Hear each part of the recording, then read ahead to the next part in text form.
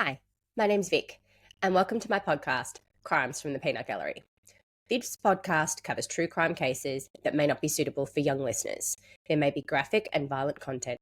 Listener discretion is advised. Welcome to my very first episode. The reason behind the name, Crimes from the Peanut Gallery, is a story I'd love to tell. It's really quite cute. My best friend and I, when we're having a good chat, we like to say to my other half, no comments from the peanut gallery or pipe down from the cheap seats. It's also a double entendre, as I have a real love for the Peanuts comics. Anyone watching on my YouTube channel can see how much Snoopy paraphernalia I've got around me. We also have 2 beagles in this house, and I'm not sure if everybody knows this, but Snoopy's actually a beagle. And if you didn't know it, there's a fun fact for the day. What I really want to talk about on my podcast is serial killers from the US, specifically a serial killer from each of the 50 states.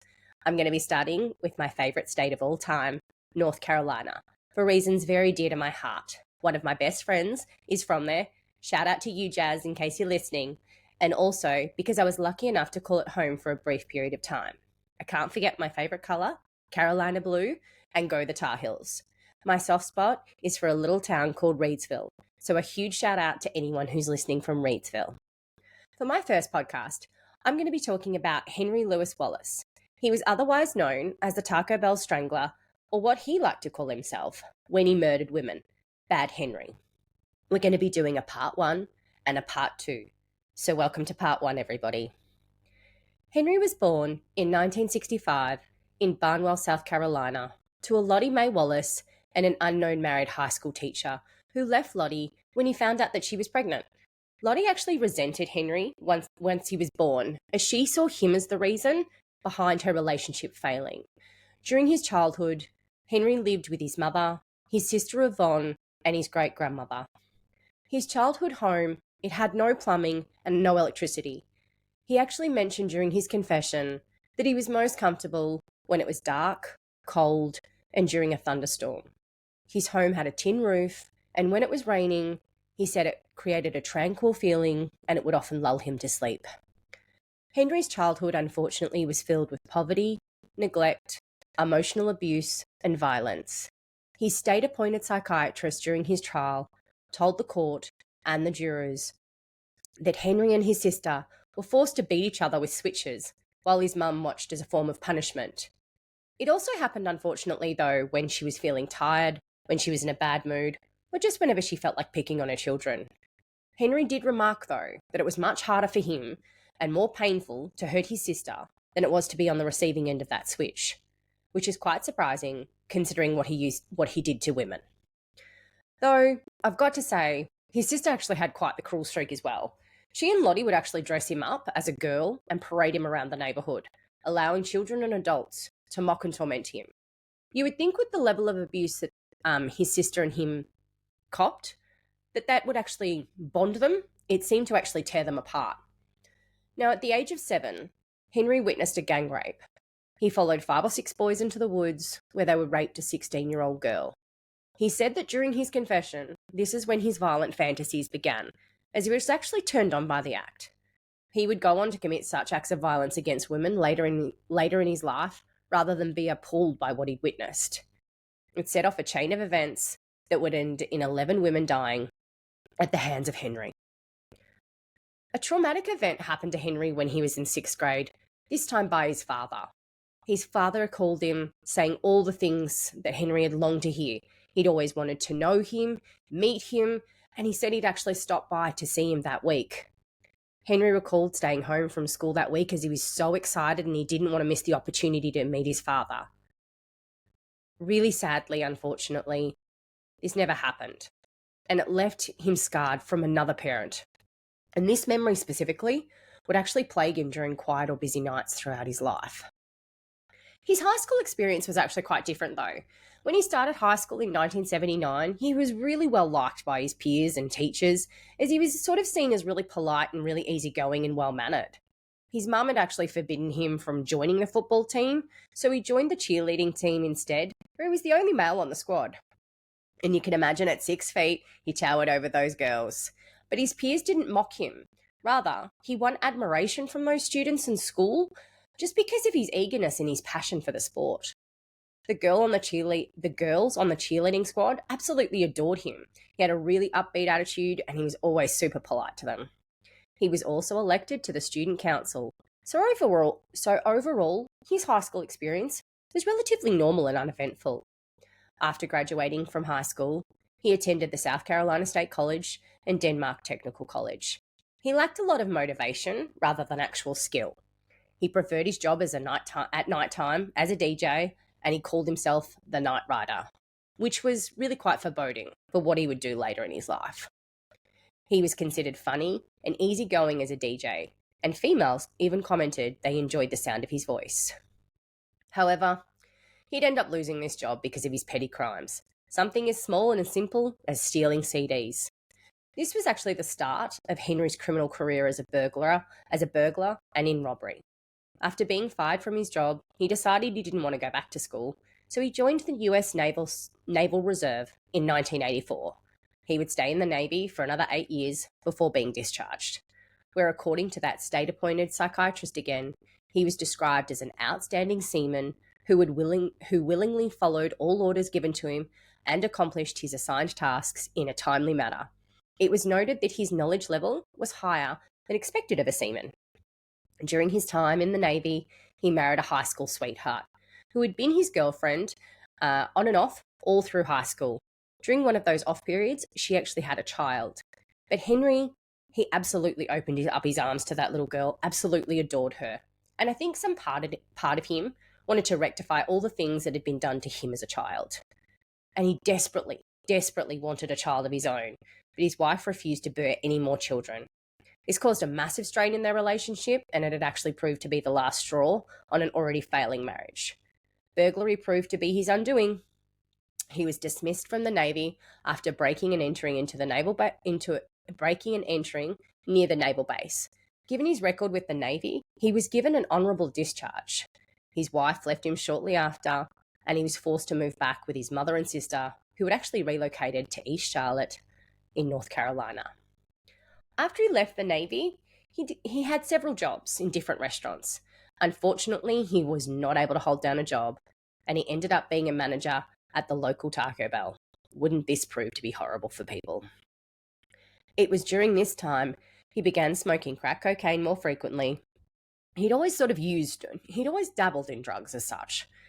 He dated girls on and off, ended up getting one of them pregnant, and became a doting father of a little girl.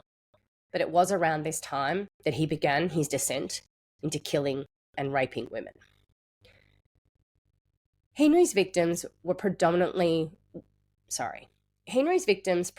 worked in the fast food industry and were often affiliated with him, whether it be through his job or his girlfriend Sadie McKnight. It's unclear to me how this would have been missed by the police. They were well-liked girls, lovely girls with promising futures, and even some of them were mothers. So how do you miss that he knew them? Wallace's name even appeared in some of the victims' address books. Before his arrest for the murders, he had a burglary record and a prior charge of raping a woman at gunpoint. Yet this was still missed by detectives and prosecutors when they would arrest him for shoplifting after 5 of the victims had been murdered already. He was let go that same day that he was arrested, and he went on to murder 4 more women. The next victim would be exactly 16 days after that arrest for shoplifting. I'm now going to go through the 11 known victims. 1990 to Shanda Bathia. They had dated for a brief period of time. He was charged, but never went before a jury. Sharon Nance. That was one meeting, and she was a prostitute. He was charged with her murder as well, but never convicted. Caroline Love. She was Wallace's girlfriend's roommate. Shawna Hawke. Wallace was her boss at Taco Bell.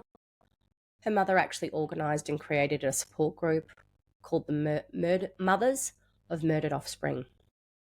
1993, Audrey Spain. She was a shift manager at Taco Bell, worked with Wallace. Valencia Jumper. His sister and Valencia had become friends at Winthrop University, and he'd already introduced himself to her at her job. Michelle Stinson. She was a friend of Wallace's. She was also a mother. 1 and 3. They were present at the time that their mother was murdered. Vanessa Mack met her through her sister, who worked at Taco Bell. Betty Bacam, she knew Wallace through his girlfriend, who worked at Bojangles.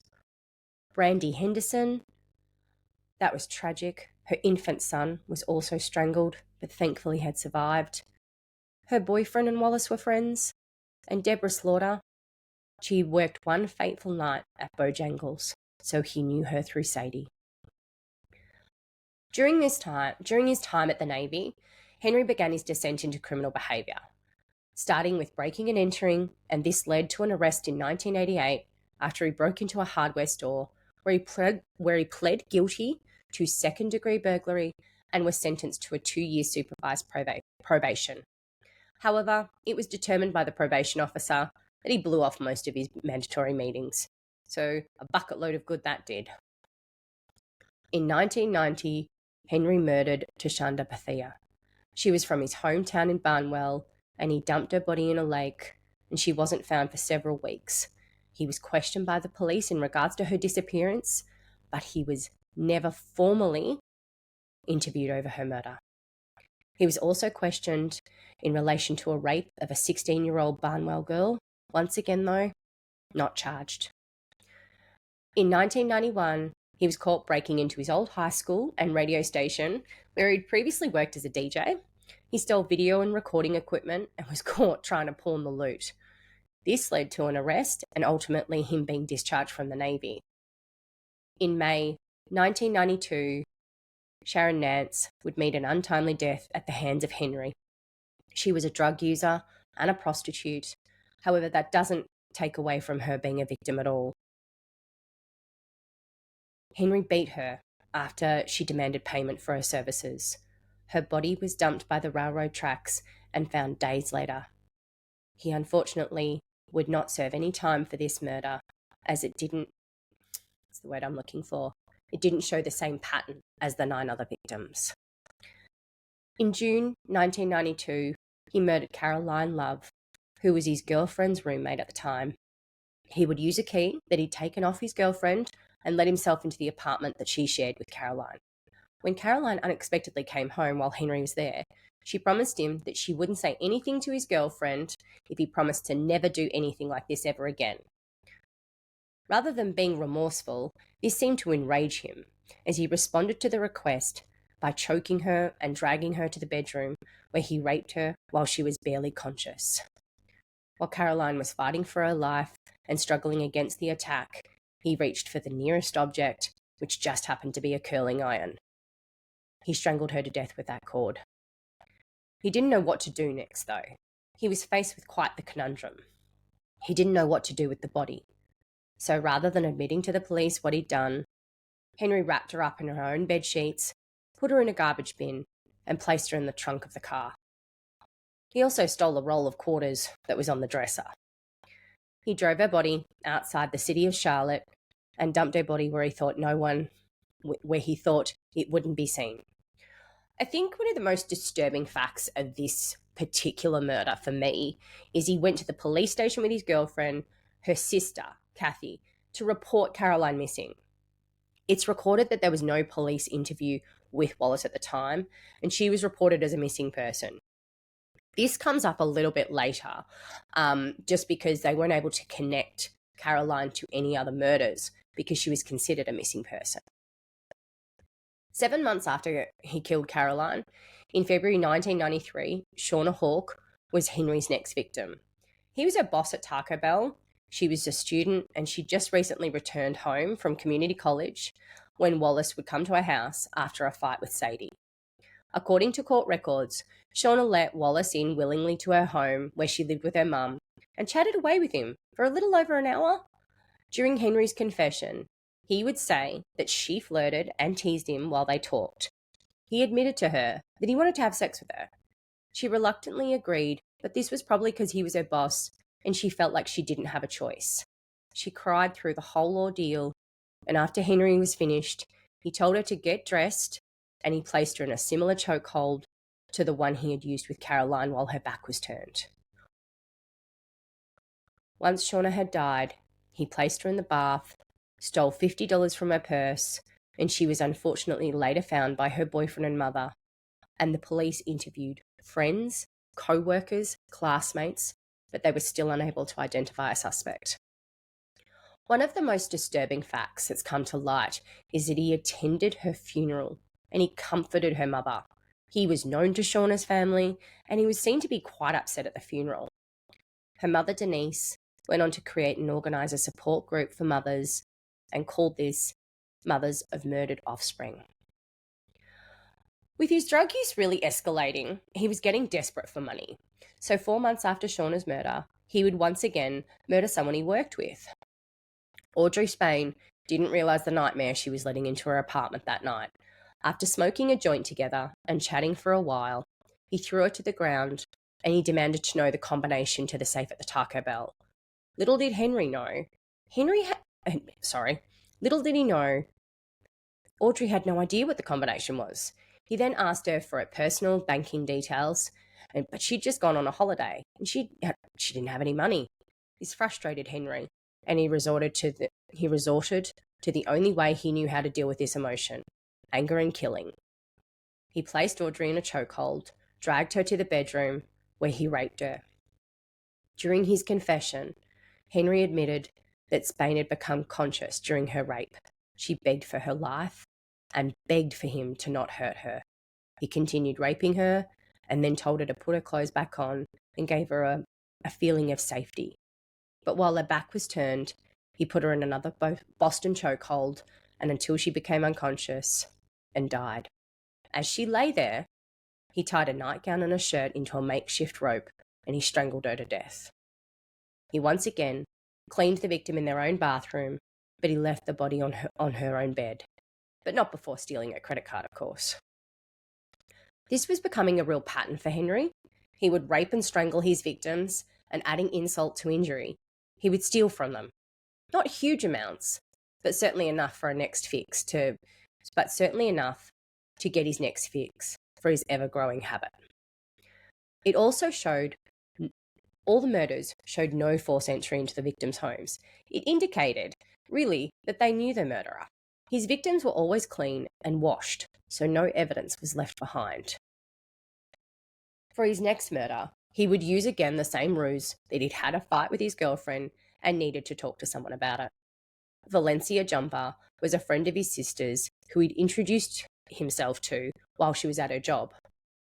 He would follow the same patterns as the previous murders, raping and strangling Valencia.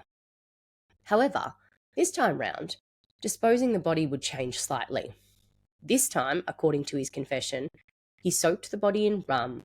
He would put some food on the stove and he put the flame on high. Wallace removed the battery from the smoke detector and lit her body on fire. His usual pattern of stealing from the victim continued, though. He took expensive pieces of jewellery from her and then he pawned them. Unfortunately, this time around, mistakes were continued by the police department, with the own medical examiner's office declaring that Valencia's death as an accident, even though there were clear signs that it was anything but accidental. This removed another connection for each of the murders. If a police investigation had occurred during this murder, they may have found that the smoke detector's battery had been removed and a very clear pattern was emerging in the deaths of these young women. Chief Medical Examiner Michael Sullivan has been quoted to say, "It was a bad judgment call," a year after finding out that he'd made a grave error in Valencia's death. In August 1993, just weeks after Valencia's murder, Wallace would kill a mother of two, Michelle Stinson, who he knew through Taco Bell. She was a 20-year-old student attending college while being a dedicated mother of two boys, who were aged 1 and 3. She would come into the Taco Bell, and that's how she became friends with Wallace, which would end up being her biggest downfall as it would lead to her death. Her showing kindness to a man that didn't deserve it is just horrendous. Henry's intention that night, when he went to see Michelle, was to rape her. So after a little while of talking, he asked for a glass of water. Once again, the victim turned their back and he put her in a chokehold and he raped her right there on the kitchen floor. He changed his method for killing during this murder, choking her, then using a towel to assist with the choking, but she wasn't dying quick enough for Henry's liking, so he stabbed her 4 times with a kitchen knife. Her son walked in during the stabbing and was told to go back to bed. Her body would be discovered by her sons later, but they were too young to know that Mummy was not sleeping. Her body would be later discovered by a friend who had knocked on the door, and the son let him in, telling him, "Mummy is sleeping on the floor." With 5 deaths or disappearances in the last 15 months, there was growing concerns amongst the African American community. They were frightened and they were angry. They demanded to know why the police department weren't taking more accountability for what was 31% of Charlotte's population. The police department held an emergency press conference to put Sergeant Gary McFadden, who I've seen on TV shows such as Homicide City, Philadelphia, and Charlotte, which details out his career in homicide in these 2 cities. If you get a chance, watch those TV shows. He's really amazing and he's really cool to watch. There was a huge speculation that the reason he was put in charge was due to him being African American because he'd had no previous experience with any of the 5 cases. It appeared with the birth of his daughter and the increased police patrols around East Charlotte that kept Wallace from continuing to murder, though not really his criminal behaviour. He was arrested for allegedly shoplifting. He was given a court date, for which he never turned up to, for there appears to be no record of an attempt to find him after the warrant was issued. Remember this warrant, it comes up later. After his arrest, it seemed that this gave Wallace a real sense of arrogance. As the police had arrested him, they had no idea that he was murdering these girls. He grew more and more reckless and brazen over the next 4 murders. He became far more violent and far more careless with the victims. His ever-growing addiction to crack cocaine would see Charlotte more frightened than ever, with Wallace upping the ante by murdering 3 women over 3 days. There was a 5-month hiatus between the murder of Michelle Stinson and Vanessa Mack. Unfortunately, this would begin a frenzied murder across the East Charlotte area.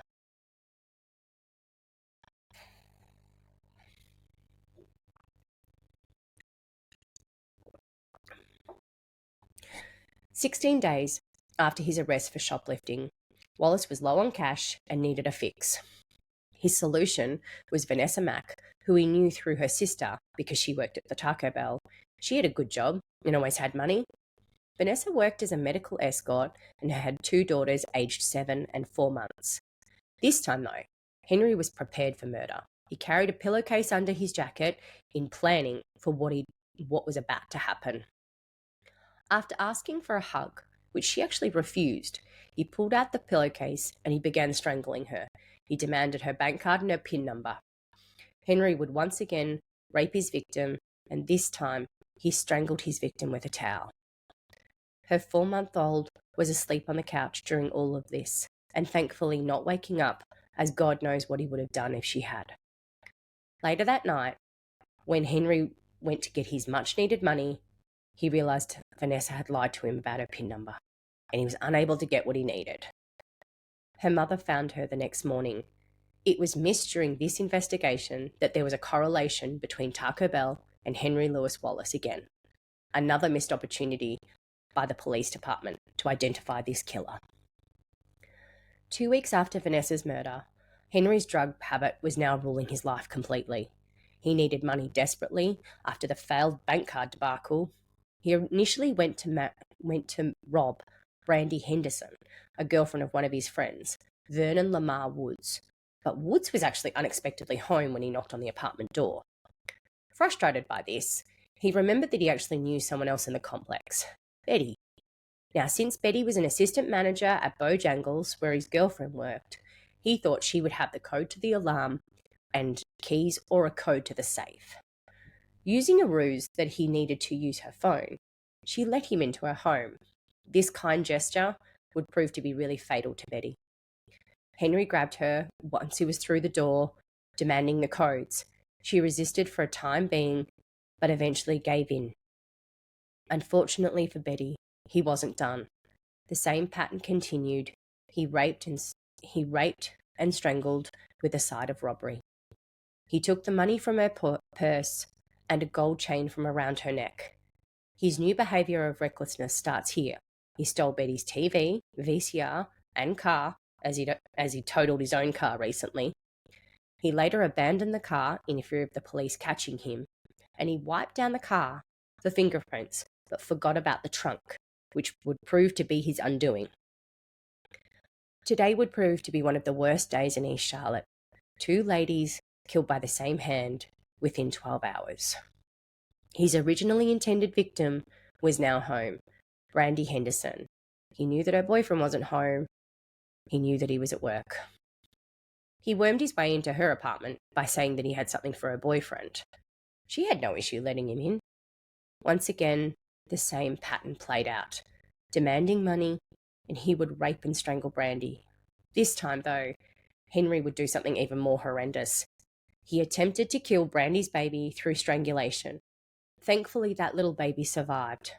But adding insult to injury, he did steal from her the TV and the stereo, which he ended up selling for $175 for his drug habit. Cracks were beginning to show, though, in his life. Mistakes were being made in his haste to get his next fix. Police were now on high alert with the latest murders. The medical examiner, Michael Sullivan, said the cause of death for the 2 most recent deaths was strangulation, being that Vanessa Mack's murder was only 2 weeks before. It was noticed that those 3 were very similar. This led to our lovely Sergeant McFadden calling a meeting with his detectives to compare notes. It was during this meeting that the police realised that Betty and Brandy lived in the same apartment complex. With this new information, the police contacted the families of those victims and asked them for a list of people that the women would let into their apartments. Henry Louis Wallace appeared on all 3 of those lists. On March 3rd, 1994, Betty's stolen car was recovered. This would prove to be Wallace's undoing, as he'd forgotten to wipe down his prints on that trunk of that car. A handprint was identified and matched to Henry. Sergeant McFadden ran Wallace's name through the records database, and the results were not great. Burglary, an armed rape, and that outstanding warrant because he failed to appear in court. A citywide hunt had begun for Henry Louis Wallace. Whilst all of this was happening in the background, Wallace was on his way to murder his final victim, Deborah Slaughter. Deborah used to work with his girlfriend at Bojangles. He was jonesing for another fix, and he knew that she smoked crack as well. He went around there, hoping to talk to her into buying some crack with him. He wanted to go halves on $60, but she flat out refused. She had some rent to pay and wasn't really interested. The same pattern arose. Wallace asked her for a drink, and with her back turned, he put a towel around her neck and threatened her. And so it all began again.